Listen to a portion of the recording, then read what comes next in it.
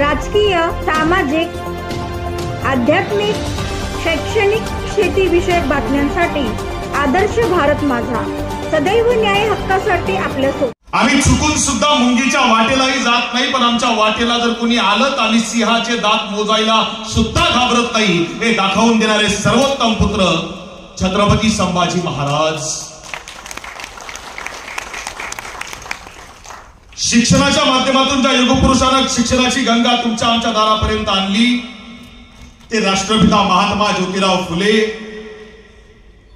मी प्रथमतः आणि अंतिमतः भारतीय आहे आणि भारतीयच राहणार असं म्हणत ज्या युगपुरुषाने भगवे, हिरवे, निळे, पिवळे असे सगळे झेंडे बाजूला सारत तिरंग्याला सर्वोच्च स्थान दिलं ते भारताचे महान सुपुत्र विश्वरत्न डॉक्टर बाबासाहेब आंबेडकर.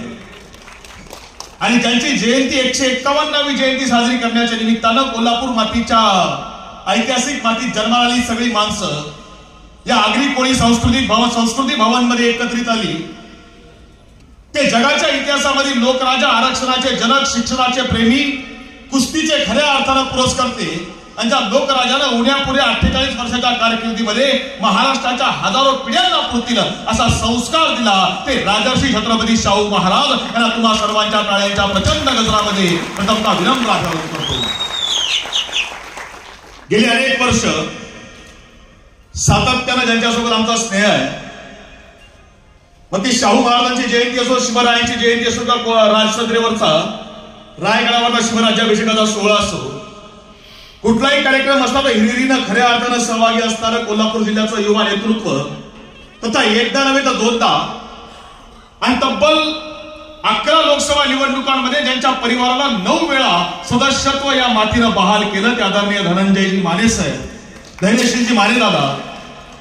त्याचसोबत विचारपीठावर स्थानापन्न असणारे सन्माननीय आमदार माने साहेब,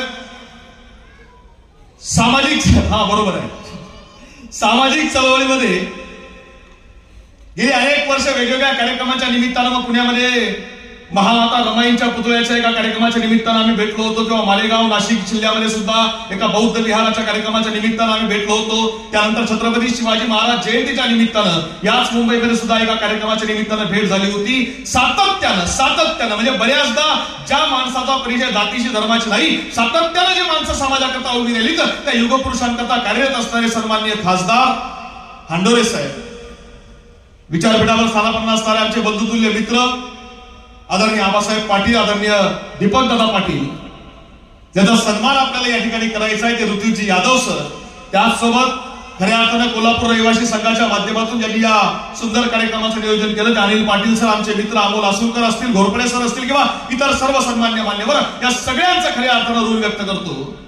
मगाशी बोलताना प्रत्येक जणांचा प्रमुख पाहुणा सांगत होता की आपण आमचा सन्मान केला, आम्ही आपले आभार मानतो. आपण आमचा सन्मान करता आम्ही आमचे आभार मानतो. मला वाटतं सन्मान 3 प्रकारचे असतात. दादा, पहिला सन्मान असतो तो सन्मान दिला जातो आणि सांगितलं जातं हा सन्मान घ्या. आणि आतापर्यंत सुद्धा आपण काही केलं नाही, किमान इथून पुढच्या काळात तरी आमच्याकरता काहीतरी करा, त्याकरता पहिला सन्मान असतो. दुसरा सन्मान दिला जातो आणि तो दिल्यावर सांगितलं जातं की हा सन्मान घ्या. आतापर्यंत जेवढे उद्योग केले तेवढे भरपूर झाले, आता तरी कृपया थांबा, तेवढ्याकरता दुसरा सन्मान असतो. आणि तिसरा सन्मान दिला जातो आणि सांगितलं जातं की आतापर्यंत आपण जे काम केलं ते समाजाला आणि जिल्ह्याला प्रगतीपथावर नेणार आहे आणि इथून पुढच्या काळात सुद्धा आपल्या हातून तसंच काम हो याकरता हा सन्मान आहे. आणि मला असं वाटतं आपण सर्वांनी आम्हाला सन्मानित केलेला सन्मान जो आहे हा 3ऱ्या प्रकारामधला आहे. ही खऱ्या अर्थानं माझी भावना आहे. आम्ही नाशिक जिल्ह्यामध्ये जन्माला आलो. मगाशी प्रत्येक जण कोल्हापूरचं नातं सांगत होता, म्हणजे आदरणीय हांडोरे साहेब बोलले असतील, आबासाहेब बोलले असतील किंवा इतर सगळ्यांनीच नातं सांगितलं.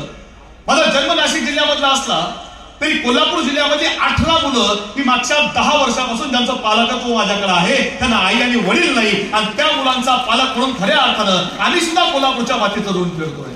आणि खऱ्या अर्थानं परिस्थिती इतकी सुंदर आहे. कोल्हापूरकरांना अभिमान तुमचा एवढ्या करता वाटतो की या ठिकाणी अधिकारी अनेक ऋतिकदादा असतील किंवा ढोले साहेबांचं नाव या ठिकाणी होतं. महाराष्ट्रामध्ये 6 एप्रिलला 2 घटना घडल्यात. नाशिक जिल्ह्यामध्ये इगतपुरी नावाचं गाव आहे, शिक्षण क्षेत्रामध्ये 2ही घटना आहेत. म्हणजे एकाला दशा केली, एक दुसऱ्याला दिशा दाखवली.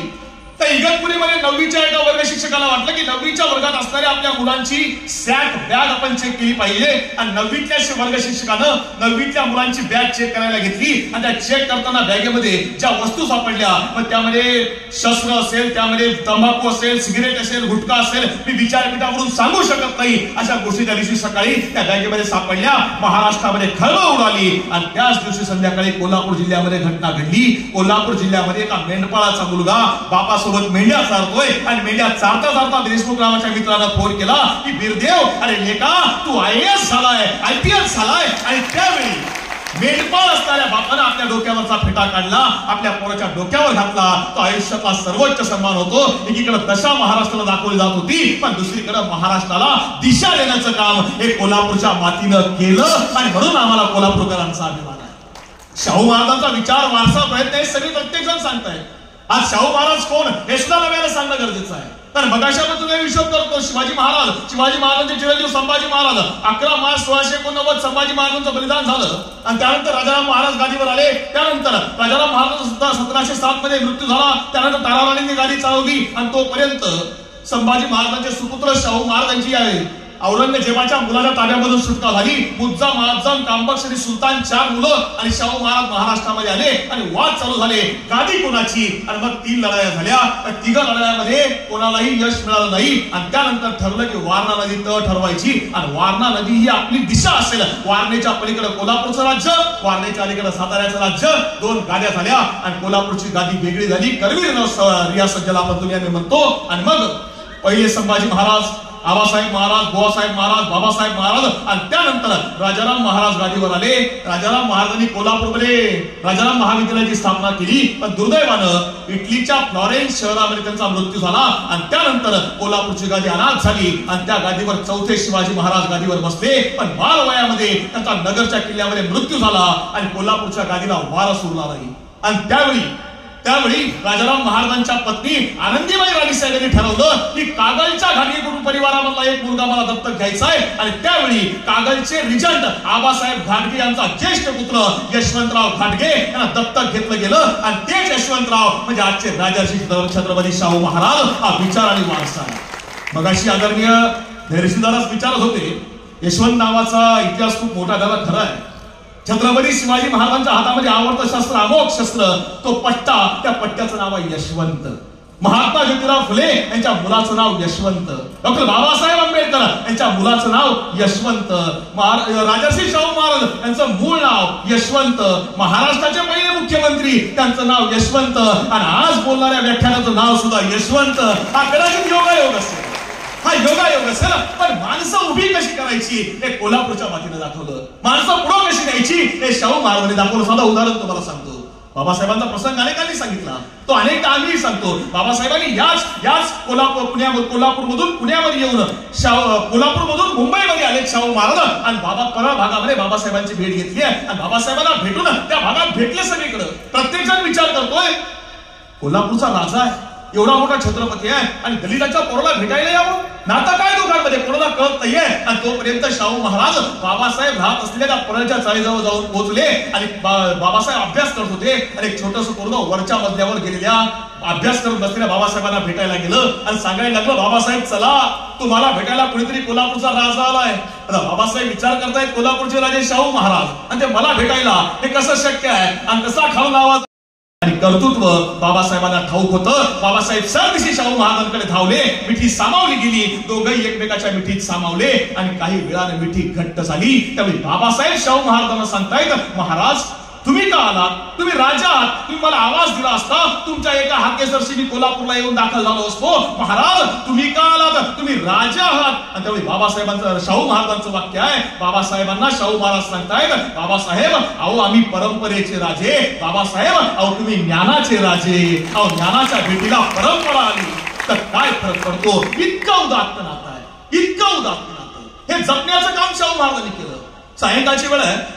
शाहू महाराज आपल्या वाड्यावर बसलेत आणि आजोबा आपल्या नातवाला घेऊन आले. म्हणजे राजे महाराज आम्हाला नातू आहे, त्याचा आवाज तुम्ही एकदा ऐका. महाराज म्हणते ठीक आहे. आवाज ते पोरग समोर बसलाय, गायन चालू केलं, पोराचा आवाज झाला इतका गोड, इतका सुंदर आहे की महाराज मंत्रमुग्ध झाले. आणि महाराजांनी बऱ्याच वेळा गाणं संपल्यावर त्या पोराला आवाज दिला, अरे बाळा इकडे ये, अरे नारायणा इकडे ये. ते पोरग जवळ यायला तयार नाही. 3दा आवाज दिला तरी जवळ यायला तयार नाही. आणि मग ते आजोबा जवळ आले, म्हटले महाराज त्या पोराचा आवाज खूप सुंदर आहे, ते आवाज खूप गोड आहे, पण महाराज अडचण अशी आहे की हे पोरग एका कानानं आधू आहे, त्याला ऐकायला कमी येतं. महाराजांना वाईट वाटलं आणि तात्काळ गाडी पुरवली, त्या पोराला आपल्या गाडीत बसवलं, कोल्हापूर मधून मिरजेला नेलं. मिरजेला इंग्रजांचं हॉस्पिटल आहे, मिशन हॉस्पिटल, त्यामध्ये डॉक्टर वेळ नावाचे डॉक्टर आहेत, त्यांना बोलवलं, त्या पोरावर उपचार करून घेतले आणि त्या पोराला कानानं बरा केला. आणि त्या पोराला किर्लोस्कर नाटक कंपनीमध्ये प्रवेश मिळवून दिला. आणि पुढे चालून तोच पोरगा, तोच नारायण राजहंस महाराष्ट्राचा बालगंधर्व झाला. ते कार्य आणि कर्तृत्व हे शाहू महाराजांनी उभं केलं. हा विचार आहे. जात नाही बघितली, धर्म नाही बघितला. आमच्याकडे परिस्थिती वेगळी आहे. आमच्याकडे लोकांनी आता वाटून घेतलं. छत्रपती शिवाजी महाराज मराठ्यांचे, महात्मा फुले माळ्यांचे, बाबासाहेब आंबेडकर दलितांचे, अण्णाभाऊ साठे मातंगांचे, गाडगे बाबा धोब्यांचे, अहिल्यादेवी धनगरांच्या, हे केव्हा म्हणजे आमच्याकडे सगळं वाटलं. भगवा हिंदूंचा, निर्वा मुसलमानांचा, निळा बौद्धांचा, हे तेवढ्या करता नव्हतं सगळं. हे तेवढ्या करता नाही. छत्रपती शिवाजी महाराजांनी भगवा निवडला. का निवडला? अरे भगवा शौर्याचं प्रतीक आहे, भगवा त्यागाचं प्रतीक आहे, भगवा समर्पणाचं प्रतीक आहे, भगवा उगवत्या सूर्याचं प्रतीक आहे, म्हणून भगवा निवडला. हजरत मोहम्मद पैगंबर साहेबांनी हिरवा निवडला. का? हिरवा समृद्धीचं प्रतीक आहे. डॉक्टर बाबासाहेब आंबेडकरांनी निळा निवडला. निळा का निवडला? निळा हे आकाशाचं प्रतीक आहे. हे आकाश जसं सगळ्यांना समान सामावून घेतं, तसं इथं सगळ्यांना समान न्याय द्यायचा आहे, तेवढ्या करता निळा निवडला. साधी सोपी विचारधारा आहे. आणि शाहू महाराजांनी त्या विचारधारा जी आहे ना, ही विचारधारा शाहू महाराजांपासून येते, ही विचारधारा शिवरायांपासून येते, ही विचारधारा महात्मा फुलेंपासून येते. तुम्हाला पुन्हा उदाहरण सांगतो, अभिमान वाटावा असं उदाहरण आहे. कोल्हापूरमध्ये मिस क्लार्क नावाचं अस्पृश्य मुलींकरता वसतिगृह शाहू महाराजांनी चालू केलं. शाहू महाराज उद्घाटनाला आले आणि उद्घाटन करत असताना एक जैन वसतिगृहामधलं एक पोरग त्या शाहू महाराजांच्या आजूबाजूला फिरतंय. इकडे जाय तिकडे जाय, शाहू महाराजांसोबत जाय. शाहू महाराज उद्घाटन करून निघून गेले आणि हे पोरग आपल्या हॉस्टेलला गेलं. हॉस्टेलच्या रेक्टरला समजलं की आपल्या वसतिगृहामधलं एक पोरग त्या अस्पृश्यांच्या कार्यक्रमाला गेलं होतं, शाहू महाराजांच्या कार्यक्रमाला गेलं होतं. रेक्टरने त्या पोराला बोलवलं, विचारलं तू त्या कार्यक्रमाला गेला होतास का? म्हटले हो. म्हटले मग जा आंघोळ करून ये, तू बाटला असशील. हे पोरग म्हटलं माणसाच्या स्पर्शाने माणूस बाटतो कसा? शाहू राजांना सांगितलंय जात भेद काही नसतो. रेक्टर म्हटला चल निघ, तुला आज जेवायला मिळणार नाही. त्या पोराला रात्रभर उपाशी ठेवलं गेलं. पण हे पोरग एवढं क्रांतिकारी की त्याने रात्री 12-1 वाजता त्या हॉस्टेलच्या स्वयंपाकघराचा दरवाजा तोडला, आतमध्ये प्रवेश केला, पोटभर जेवण केलं आणि जेवण करून पोरग बाहेर आलं. सकाळी रेक्टरला बातमी समजली आहे, त्या पोरानं स्वयंपाकघर फोडलं आणि त्या पोराच्या बॅगा उचलल्या, वरून खाली टाकून दिल्या आणि सांगितलं दरवाजे बंद, आजपासून पुन्हा इथे यायचं नाही. आणि हे पोरग रस्त्यावर उठून आलंय. बातमी शाहू महाराजांना समजली. शाहू महाराजांनी गाडी पाठवली आहे आणि सांगितलं त्या पोराला वाड्यावर आणा, मला बघायचंय कोण येतं पोरग. ते पोरग वाड्यावर आणलं, त्या पोराकडे बघितलं आणि शाहू महाराजांच्या लक्षात आलं हे पाणी काहीतरी वेगळंच आहे. आणि मग शाहू महाराजांनी विचार केला की हे पोरग आपल्या वाड्यावर आपण सांभाळलं पाहिजे, हे इथंच शिकलं पाहिजे. आणि शाहू महाराजांनी ते पोरग त्यांच्या वाड्यावर सांभाळायला सुरुवात केली आहे, वाड्यावर शिकवायला सुरुवात केली आहे. आणि वाड्यावर शिकवता शिकवता ते पोरग एवढं मोठं झालं की त्या पोरानं आशिया खंडामधली सगळ्यात मोठी शिक्षण संस्था म्हणजे रयत शिक्षण संस्थेची स्थापना केली. त्या पोराचं नाव होतं कर्मवीर भाऊराव पाटील. कोणाचं पोरग आहे? बाहेर रस्त्यावर आलेलं पोरग. आणि हे सगळं करत असताना शाहू महाराजांनी जो विचार मांडला तो नेहमी आरक्षणाचे जनक म्हणतो. आरक्षण संविधानामध्ये अंतर्भूत बाबासाहेबांनी केलं आणि बाबासाहेबांनी संविधानामध्ये अंतर्भूत करताना आरक्षणाचा विचार देशाच्या जगाच्या इतिहासामध्ये पहिल्यांदा शाहू महाराजांनी मांडला. जो विस्थापित आहे त्याला न्याय मिळाला पाहिजे. आणि ज्यावेळी आरक्षणाची संकल्पना शाहू महाराजांनी मांडली त्यावेळी विरोध झाला, सगळीकडून विरोध झाला. आणि ज्यावेळी विरोध होत होता त्यावेळी शाहू महाराजांनी जे विरोध करणार होते त्यांना बोलवून घेतलं आणि सगळे शाहू महाराजांची चर्चा करतात. महाराज मदत करणं ठीक आहे, महाराज नोकरी देणं ठीक आहे, पण आरक्षण हे का दिलं? आणि त्यावेळी शाहू महाराजांनी जिवंत उदाहरण दाखवलं. शाहू महाराजांच्या पाठीमध्ये घोडे होते, त्या घोड्याचा तो मोतद्दार सगळा राखणदार, त्याला मोतद्दार म्हणतात. त्याला म्हटलं सगळे घोडे एकत्र सोड. तो म्हटला महाराज कसं सोडता येईल? नाही सोड की म्हटला, मी सांगितलं ना. आणि सगळे घोडे एकत्र सोडले. चंदी घोड्याला खायला असते ती याच्यावर टाकली एका जागेवर. आणि जे मजबूत ताकदवान घोडे होते त्याच्यामध्ये बळ होतं, ताकद होती, ते सगळे घोडे पुढे आले आणि त्यांनी कमजोर घोड्यांना लाथा मारायला सुरुवात केली आहे. आणि कमजोर घोडी पाठीमागच राहिली. ती सगळी चंदी त्या मजबूत घोड्यांनी खाऊन टाकली. आणि त्यावेळी शाहू महाराजांनी सांगितलं बघितलं का समाजामध्ये परिस्थिती हीच आहे. जो गरीब आहे, जो मागा आहे, त्याच्या पाठीशी कोणी नाही, तो कमजोर आहे, त्याला इथं काहीच मिळत नाही. आणि मी जे देतोय ना त्या कमजोर असणाऱ्या माणसांना देतोय. तर जाती व्यवस्था ही जनावरांमध्ये आहे, माणसामध्ये नाही. ही जनावरांची व्यवस्था लागू करू शकत नाही, ही माणसांकरता काम करणारा राजा आहे. हा विचार शाहू महाराजांची आहे, ही प्रेरणा शाहू महाराजांची आहे, ती तुम्हाला आम्हाला सांगावी लागेल. काळाच्या पुढे जाऊन आज कोल्हापूरमध्ये जाऊन बघा ना, खासबाग मैदान कोणी आणलं? शाहू महाराज इटलीला गेले, रोममधलं मैदान बघितलं, वाटलं माझ्या कोल्हापुरामध्ये असलं पाहिजे, उभं करून दाखवलं. राधानगरी धरण परदेशामध्ये फिरायला गेले, धरण असलं पाहिजे राधानगरी. आजही भारतामध्ये फिरून बघा कित्येक धरण आहेत, पण स्वयंचलित असणारं एकच धरण आहे, ते म्हणजे राधानगरी धरण. हे शाहू महाराजांनी उभं केलं. माझ्या भावांनो बहिणींनो, रजनीकांतचा लिंगा नावाचा चित्रपट आला होता, तुम्ही अनेकांनी बघितला असेल. आणि तो लिंगा चित्रपट असताना रजनीकांत डॅम बांधायचं स्वप्न बघतोय आणि डॅम बांधताना इंग्रज अधिकारी सांगतोय सगळा खजिना संपून जाईल, तरी डॅम पूर्ण होऊ शकत नाही. शाहू महाराजांच्या काळामध्ये हेच सांगितलं जात होतं, सगळा खजिना संपून जाईल पण डॅम पूर्ण होऊ शकत नाही. शाहू महाराज म्हटले सगळं संपून गेलं तरी चालेल, पण राधानगरी धरण पूर्ण झालंच पाहिजे. शाहू राजांनी करून दाखवलं. ही पुण्याई आहे. आज दादा लोकसभेमध्ये तुमचा आमचा सगळ्यांचा आवाज आहे. म्हणजे दादा खासदार नव्हते तेव्हापासून आमचे जवळचे स्नेही आहेत, अगदी जवळचे स्नेही आहेत. म्हणजे ते तेव्हाही आमचा आवाज होते, आजही दादा आमचा आवाज आहे. पण दादा कोल्हापूर जिल्ह्याचं दरडोई उत्पन्न हे भारतामध्ये सर्वात जास्त आहे, सर्वात जास्त आहे. कोणाची पुण्याई आहे? शाहू राजांची पुण्याई आहे. शाहू महाराजांना उभं आहे सगळं. तुम्हाला मला असं वाटतं शाहू महाराजांनी फक्त सामाजिक चळवळीमध्ये काम केलं? अजिबात नाही. अरे पन्हाळा टी नंबर 4 चहा कुठं बनतो बाबासाहेब? आसामला नाही, पन्हाळ्यावर चहाची लागवड शाहू महाराजांनी केली आणि तो चहा गुजरात असेल, कर्नाटक असेल, देशाच्या इतर भागांमध्ये पाठवला आणि त्याला ब्रँडचं नाव दिलं पन्हाळा टी नंबर 4. त्या नावानं अख्ख्या जगात चहाचं वितरण शाहू महाराजांनी चालू केलं. औद्योगिक क्षेत्रामध्ये क्रांती उभी करून दाखवली, सगळ्या क्षेत्रात काम केलं. मला एक सांगा, आता वेळ कमी आहे म्हणून अगदी 2-5 मिनिटांमध्ये धावता आढावा तुमच्या समोर घेतोय मी. मला एक सांगा, कोरोनाचा काळ तुम्ही आम्ही अनुभवला, बरोबर आहे? कोरोनाच्या काळामध्ये लस आली, सिरमने आणली, फायझरने आणली, सगळ्या कंपन्यांनी लस आणली आणि त्यापैकी लस घेताना अनेक जण आपल्या अंगाला लस टोचून घेताना म्हणत होते काय नाही बाबा याच्यात वेगळं काय असं तर लस घ्यायचं नाही, बरोबर आहे? म्हणजे आज सुद्धा आम्ही 5G 6Gच्या जगामध्ये जगणारी लोक, आम्हाला सुद्धा लसीचे दुष्परिणाम वाटायला लागले. आम्ही सुद्धा त्या काळात लोक आली होती, प्लेगची साथ आली होती आणि प्लेगच्या साथीमध्ये लस आली. आता इंग्रज लस टोचणार म्हटल्यावर काहीतरी वेगळं आहे असं लोकांना वाटायला लागलं. लोक लस घ्यायला तयार नव्हते. शाहू महाराज स्वतः आपल्या राजपरिवारासह कोल्हापूरच्या मुख्य चौकामध्ये आले, सगळ्या लोकांसमोर उभे राहिले आणि ती लस स्वतः पहिल्यांदा टोचून घेतली, कुटुंबातल्या सगळ्या सदस्यांना दिली आणि सांगितलं मी टोचून घेतली ना, तुमच्या आधी जे बरं वाईट व्हायचं असेल ते माझं होईल. त्याला राजा म्हणतात, याला लोकराजा म्हणतात. हा विचार शाहू महाराजांनी या महाराष्ट्राच्या मातीमध्ये पेरला, सगळ्यांकरता काम केलं. जगाच्या इतिहासामध्ये जाऊन बघा, असं सर्वस्कष काम, सर्वस्पर्शी काम हे जगाच्या इतिहासामध्ये तुम्हाला आम्हाला कुठं बघायला मिळत नाही. असा हा लोकराजा कोल्हापूरच्या मातीमध्ये जन्माला आले आणि ते खऱ्या अर्थानं हे कोल्हापूरच्या मातीला उभं करायचं काम शाहू महाराजांनी केलं. मी मगाशी उल्लेख केला तेवढा एक उल्लेख करतो आणि नक्की एखादा प्रसंग सांगून थांबतो. मी नाशिक जिल्ह्यामध्ये राहिलो होतो. नाशिक जिल्ह्यामध्ये पिंपळगाव नावाचं गाव आहे. डॉक्टर बाबासाहेब आंबेडकरांनी काळाराम मंदिराची चळवळ चालू करायच्या आधी नाशिकमध्ये गणपतदादा मोरे नावाचे एक ग्रहस्थ होते आणि विठ्ठलाच्या मंदिरामध्ये सगळ्या जातींना प्रवेश मिळाला पाहिजे असा त्यांनी रेटा लावला आणि त्यांना पोलिसांनी अटक केली. अटक केल्यानंतर बातमी शाहू महाराजांना कोल्हापुरात समजली. आता नाशिक कुठं आहे, कोल्हापूर कुठं आहे? आणि शाहू महाराजांनी कोल्हापुरामधून नाशिकला वकील पाठवला. त्या गणपतदादा मोरे यांची सुटका करून घेतली आणि ज्या विठ्ठल मंदिरापासून त्यांना अटक केली होती त्या विठ्ठल मंदिरापर्यंत कोल्हापूरमधून रथ पाठवला. शाहू महाराज स्वतः तिथं आले आणि तिथं आल्यानंतर त्यांनी त्यांची रथामधून मिरवणूक काढली आहे. म्हणजे जिथं अटक केली तिथून मिरवणूक काढली, घरापर्यंत नेलं. घराच्या अलीकडे 5 मिनिटाच्या अंतरावर गणपतदादा मोरेंनी शाहू महाराजांना थांबवलं. म्हटले महाराज फक्त 2 मिनिटं थांबा. म्हटले का? महाराज फक्त 2-5 मिनिटं. महाराज म्हटले ठीक आहे थांबतो. आणि गणपतदादा मोरे आपल्या घराकडे गेले आणि त्यांनी बघितलं शाहू महाराज 6-6.25 फूट आहेत, एवढी उंची आहे आणि एवढ्या उंचीचा राजा माझ्या घरामध्ये येणार आहे. माझ्या घराचा दरवाजा जो आहे हा छोटा आहे, त्यांनी आपल्या घराचा दरवाजाच पाडून टाकला. तर आमचा राजा ताठ मानेनं आमच्या घरामध्ये आला पाहिजे ही भावना आहे. आणि ताठ मानेनं शाहू महाराजांना घरामध्ये नेलं. त्या गणपतदादा मोरेंच्या पत्नी त्या पार्वताई स्वयंपाक करत होत्या.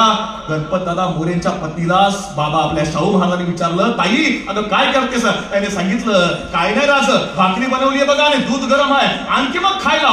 शाहू राजा त्या शेतकऱ्याच्या घरामध्ये दूध भाकर खाल्ली आहे आणि जाताना बहिणीला ओवाळणी म्हणून 1000 रुपये शाहू महाराजांनी दिले. ते 1000 रुपये गणपतदादा मोरेंनी खिशात नाही ठेवले, नाशिकमध्ये आणले आणि नाशिकमध्ये शाहू महाराजांनी ही संस्था चालू केली होती उदोजी मराठा बोर्डिंग, तिला देऊन टाकले आणि सांगितलं या माध्यमातून एक कॉलेज आमच्या गावात चालू करा. आजही कॉलेज पण त्या पिंपळगावमध्ये आहे, त्याला गणपतदादा मोरेंचं शाहू महाराजांचं नाव आहे. हा वारसा विचारांचा, हा काळ विचारांचा. आणि तो विचार अविरतपणे महाराष्ट्राच्या भारताच्या मातीमध्ये सगळ्या समाजाकरता काम केलं बरं का, सगळ्या समाजाकरता. आजही कोल्हापूरमध्ये गेलात ना, म्हणजे मी तर नाशिक काय तरी तुम्हाला सांगतो, कधीही कोल्हापूरमध्ये फिरलात ना, दसरा चौकाच्या पुढे गेलात तर मोहामेडन एज्युकेशन सोसायटी नावाची संस्था आहे, मुस्लिम समाजाची संस्था आहे. मुस्लिम समाजाकरता शाहू महाराजांनी शिक्षण संस्था चालू केली आणि तिचा पदसिद्ध अध्यक्ष हे छत्रपती परिवाराकडे घेतलं. त्याच्या पलीकडे सांगतो, मुस्लिम समाजाचं धर्मग्रंथ कुराण हा अरबी भाषेमध्ये आहे, ते इथल्या स्थानिक मुस्लिमांना कळत नाही, म्हणून त्याचं त्या काळात मराठीमध्ये भाषांतर शाहू महाराजांनी करून घेतलं. आणि जाती धर्माच्या पलीकडे विचार करणारा राजा आहे. रुकडीच्या पिराचं जे उत्पन्न आहे त्या उत्पन्नामधून अंबाबाईच्या मंदिरामध्ये दिवे लावले. मौनी बाबाचा मठ आहे, त्या मठामधून तिथल्या मशिदीची व्यवस्था केली, म्हणजे त्या सगळ्यांना न्याय मिळाला पाहिजे, सगळ्यांना सोबत घेऊन जाता आला पाहिजे. तेवढ्या करता शाहू महाराजांनी काम केलं. हा शाहू महाराजांचा वारसा आणि विचार तुम्ही पुढे घेऊन जाऊया. आणि हा शेतकऱ्यांचा राजा आहे, कष्टकऱ्यांचा राजा आहे, या मातीमधल्या गोरगरिबांचा राजा आहे. आज काय परिस्थिती आहे, आज काय अवस्था आहे शेतकऱ्यांची, एक साधं उदाहरण तुम्हाला सांगतो. मगाशी घोरपडे साहेबांनी उल्लेख केला, दादा मागच्या 12 वर्षापासून व्याख्यानात ते आहेच, पण 12 वर्षापासून आम्ही आई वडील नसणाऱ्या अनाथ मुलांसाठी काम करतो. आज रोजी माझ्याकडं राज्यभरातली आई वडील नसणारी 128 अनाथ पोरं शिक्षणाकरता दत्तक आहेत. माझ्या 5 मुलींची लग्न झाली तर मला 2 नातू सुद्धा आहेत. आणि हे सगळं करताना कोल्हापूर जिल्ह्यामध्ये सुद्धा 17-18 मुलं माझ्याकडे आहेत. पण हे काम करत असताना आम्ही विचार करतो की आज शाहू महाराजांची आठवण काय येते, आज बाबासाहेबांची आठवण काय येते, आज शिवाजी महाराजांची आठवण काय येते. कोल्हापूर जिल्ह्यात नांदेड जिल्ह्यामध्ये बिलोली तालुका आहे, बिलोलीमध्ये मिनकी नावाचं गाव आहे. मिनकीमध्ये 9वीतला पोरगा आहे आणि 9वीतला पोरगा बापाजवळ गेलाय. बापाला सांगतो, बाबा माझ्या शर्टाचा खिस्सा फाटलाय, मला शर्ट शिवायला शर्ट घेऊन दे ना. बाप म्हटला, बाळा सोयाबीन पिकलं नाही, यंदा पाऊस खूप जास्त पडलाय, सोयाबीन नादुरुस्त आहे, बाळा मी तुला पैसे देऊ शकत नाही, बाळा थोडे दिवस थांब. आणि बाप म्हटला, बाळा देऊ शकत नाही पैसे. पोरगं म्हटलं, बाबा मी शाळेतच जाणार नाही शर्ट घेऊन नाही दिला तर. बापानं फाटकन पोरच्या थोबाडीत मारली आणि सांगितलं, चल निघ, जा शाळेमध्ये. निघ म्हटलं ना, शाळेत जायला नाही म्हणतोस. पोरानं बॅग उचलली, पोरगं शाळेत जायला निघालं. बापाला वाटलं पोरगं शाळेत गेलंय, बाप कामावर निघून गेला. पोरगं शाळेत गेलंच नाही. पोरगं शेतामध्ये आलंय, शेतामध्ये म्हैस बांधली होती, त्या म्हशीच्या गळ्यामधला दोर काढला, तो दोर सोडला. पलीकडे लिंबाचं झाड आहे, ते लिंबाच्या झाडावर चढलं पोर, 9वीचं पोर. त्या फांदीला दोर बांधला आणि फांदीला दोर बांधून 9वीतल्या पोरानं आत्महत्या केली आहे. सायंकाळी 5 वाजले, बाप घरी आलाय, सगळ्यांची पोरं घरी आहेत, आपला पोरगा कुठं आहे. आणि गल्लीत आवाज देतोय, अरे ओम्या कुठं आहे, अरे ओम्या कुठं आहे. पण पोरगा सापडत नाही. आणि बापाला कोणाला तरी विचारलं, माझा पोरगा कुठं आहे. कोणतरी म्हटलं, तुमचा ओम्या शाळेत आलाच नाही, तो शेताकडे गेलाय म्हटला. आणि बाप धावत शेतामध्ये आलाय. की पोरगा शेतात का गेलं हे कळायला मार्ग नाही. बाप शेतामध्ये शोधतोय, पोराला आवाज देतोय, पोरगा सापडत नाही. आणि शोधता शोधता विहिरीजवळ आलाय आणि बघितलं त्या पोरानं निंबाच्या झाडाला फाशी लावून घेतली. रडत रडत बाप धाय मोकलून रडतोय. त्या झाडावर चढलाय आणि झाडावर चढल्यावर तो दोर सोडला, पोराच्या गळ्यामधला दोर काढला, पोराच्या शरीराला खाली उतरलं, गळ्यामधून दोर काढला, पोराचे पटापटा मुके घेतले आणि तोच दोर उचलला. आणि पुढच्या 5 मिनिटांमध्ये त्याच झाडाच्या फांदीला बांधून बापानं आत्महत्या करून घेतली. का आली वेळ, का आली वेळ. काही बुद्धिजीवी म्हटले, नाही पोराचं चुकलं, पोरानं आत्महत्या करायला नको होती, शर्ट मिळाला असता, खरंय मिळाला असता, नको होती आत्महत्या करायची गरज. काही म्हटले, नाही बापाचंही चुकलं, बापानं पोरानंतर लगेच आत्महत्या करायला नको होती, थांबायला पाहिजे होतं, खरंय थांबायला पाहिजे होतं. पण मी विचार करतो, तिसरा अँगल कोणी विचार करणार आहे का, की या देशामध्ये एखाद्या शेतकऱ्याला आपल्या पोराला शर्ट घेऊन देता येत नाही म्हणून आत्महत्या करावी लागत असेल तर ही वेळ त्यांच्यावर आणली कोणी, याचं चिंतन तुम्हाला मला एकदा करावं लागेल. आणि त्याकरता हा शाहू महाराजांचा विचार आहे. आणि हा विचार पुढे द्यायचा असेल, शाहू महाराजांनी शेतकऱ्यांची पोरं पुढे नेली, कष्टकऱ्यांची पोरं पुढे. केशरबाई केसकर असतील किंवा रामजी शिंदे असतील, प्रबोधनकार ठाकरे असतील, कितीतरी माणसं ही शाहू महाराजांनी इतिहासामध्ये पुढे आणली. आणि ते करत असताना जात पात धर्म पंथ काही बघितलं नाही. हे करताना एकच गोष्ट बघितली की माझा मातीतला माणूस पुढे गेला पाहिजे. आणि खऱ्या अर्थानं तोच विचार, तोच वारसा आज तागायत कोल्हापूरची पवित्र माती जपते. त्या मातीचा आम्हाला अभिमान आहे. आदरणीय धैर्यशील दादा या ठिकाणी आहेत, माने साहेब, आमदार माने साहेब आहेत किंवा हांडोरे साहेब आहेत, ही विचारपीठावरची ज्येष्ठ माणसं आहेत. आणि मी तुम्हाला सांगतो, दादांची माझी बऱ्याच वर्षानंतर आज भेट झाली, पण त्यांच्या स्वभावाची एक जाणीव मला आहे की ते जे बोलतात ते करतात, जे करायचं नसलं ते कधीच बोलत नाही. त्यामुळे त्यांनी जो शब्द दिलाय की आवर्जून पूर्ण करण्याचा विश्वास या ठिकाणी व्यक्त करतो. आणि अनिल पाटील साहेब असतील, अमोल आसुरकर असतील, घोरपडे साहेब असतील आणि सगळे जे या कोल्हापूर रहिवासी संघाचे अध्यक्ष आहेत, तो यांना तुम्हाला सांगतो की एक शाहीर म्हणतो कि एक तालाब के किनारे एक इमारत को लग गई आग, एक तालाब के किनारे एक इमारत को लग गई आग, मच गई भागम भाग, कुछ लोगों ने आग पर पानी डाला. कुछ लोगों ने आग पर पानी डाला, कुछ लोगों ने आग में घिरे लोगों को बाहर निकाला। सभी ने वो किया जो था जिसकी पहुंच में, सभी ने वो किया जो था जिसकी पहुंच में। एक चिड़िया भी डाल रही थी पानी भरकर अपनी चोंच में। तब पेड़ पर बैठा कौवा बोला, चिड़िया रानी तू सुई की नोक से पहाड़ खोद रही है, तेरी चोंच में जितना पानी आएगा उससे आग का एक शोला भी नहीं बुझ पाएगा। तब चिड़िया ने दिया जवाब, एकदम लाजवाब। चिड़िया बोली, मेरे भाई मैं तेरी बात को मानती हूं, मेरे भाई मैं तेरी बात को मानती हूं, अपने चोंच में भरी पानी की क्षमता भी पहचानती हूं। अरे मैं तो बस इतना जानती हूं कि जिस दिन इस घटना का इतिहास लिखा जाएगा, हमारा नाम आग लगाने वालों में नहीं, आग बुझाने वालों में लिखा जाएगा। जय जिंदाऊ, जय शिवराय।